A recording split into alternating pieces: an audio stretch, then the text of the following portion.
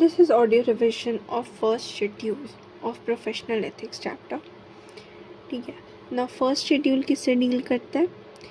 First schedule में था 4 parts.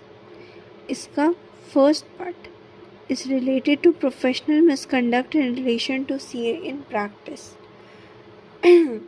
अब इसमें एक लाइन है जो हमेशा लिखना होगा आंसर्स में. A CA in practice is deemed to be guilty of professional misconduct. ठीक है, ये टेम्प्रेरी लाइन है, परमानेंट लाइन है, इसको लिखना ही लिखना है. फर्स्ट शेड्यूल पार्ट 1 के लिए A CA in practice is deemed to be guilty of professional misconduct if he, clause 1, allows any person to practice in his name as a chartered accountant unless such person is also a chartered accountant in practice and is in partnership with or employed by him. अगर वो किसी और person को practice करने देता है अपने नाम से as a chartered accountant, unless वो भी एक चार्टर्ड अकाउंटेंट इन प्रैक्टिस है और हिंदी वाला and is in partnership with और एम्प्लॉयड बाय हिम. ठीक है, वो भी एक सीए इन प्रैक्टिस होना चाहिए और या तो पार्टनरशिप में नहीं तो एम्प्लॉयमेंट में होना चाहिए.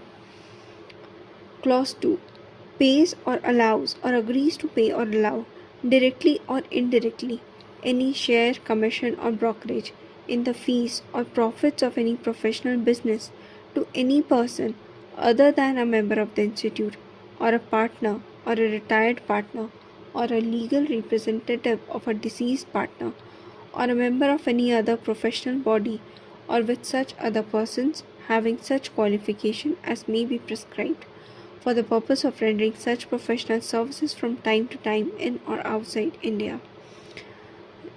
इसमें एडिशनल पॉइंट्स क्या आएगा?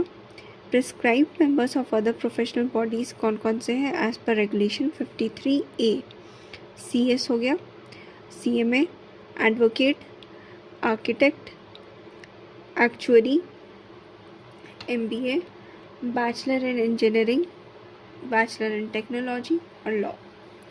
Sharing payment of audit fees to state treasury, state government in case of audit of state cooperative societies is allowed. ठीक है, शेयरिंग या फिर payment of audit fees to state treasury, state government को in case of audit of cooperative society in audit of state cooperative societies is allowed.